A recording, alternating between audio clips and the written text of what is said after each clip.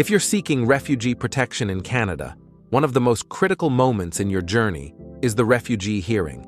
It's a step that can determine whether you get to stay in Canada or face deportation. But don't worry, we're here to guide you through it. In today's video, we'll break down exactly what happens at a refugee hearing, how to prepare, and what to expect after the hearing. This is everything you need to know to approach your refugee hearing with confidence. A refugee hearing is not like a typical court case, but it's just as important. It's private, usually lasts around half a day, and is conducted by a member of the Refugee Protection Division, or RPD for short. Here's what to expect. The RPD member will begin by introducing everyone in the room. This includes you, your counsel, if you have one, and possibly a representative from the minister's office. After that, you'll be asked to make a solemn affirmation to tell the truth. The RPD member will then review all the documents you've submitted as evidence.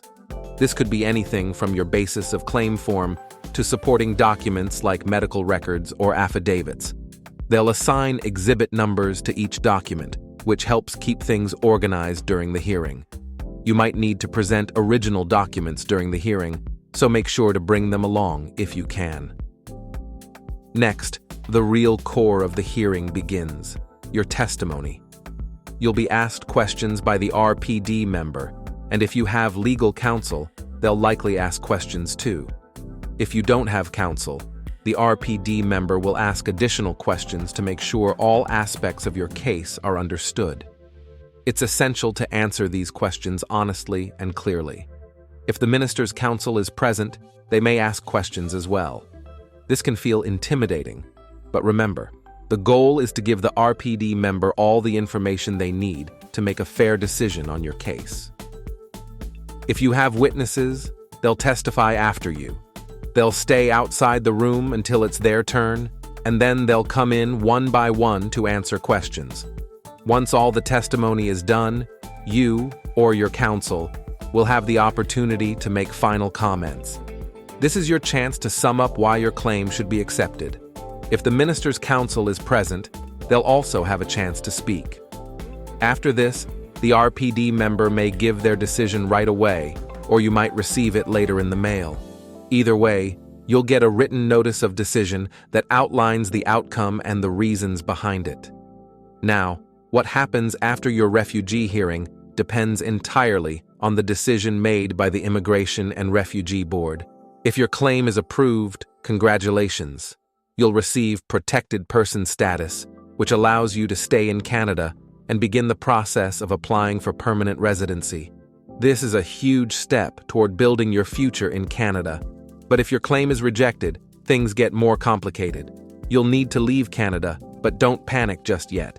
There are options available. You might be able to appeal the decision to the Refugee Appeal Division or request a judicial review by the federal court. The notice of decision you receive will explain these options in detail if they apply to your case. Preparing for your refugee hearing is crucial, and the better prepared you are, the smoother things will go. Start by thoroughly reviewing all documents related to your claim, especially your basis of claim form. Make sure you know every detail and be ready to answer questions about your personal experiences, the evidence you've submitted, and why you need protection.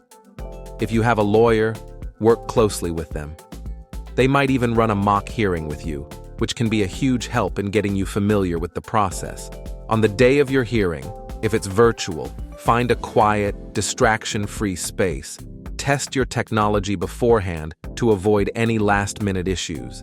And most importantly, be honest, clear, and concise in your answers. If you don't understand a question, don't hesitate to ask for clarification. It's better to ask than to guess. In some cases, you might need to postpone your hearing. Yes, it's possible, but it's not guaranteed. You'll need to provide a valid reason, and it's best to submit your request as early as possible. If your request comes in less than 10 working days before the hearing, you'll need to explain why it's late. Ultimately, the RPD will decide whether to grant the postponement based on your specific circumstances. Navigating the refugee hearing process can be overwhelming, but you don't have to do it alone. If you need help preparing, our team at SEPIMMIGRATION is here to guide you every step of the way. We have experience with refugee hearings, appeals, and everything in between. So, if you need assistance, reach out today. Thanks for watching, and don't forget to subscribe to our channel for more immigration tips and insights.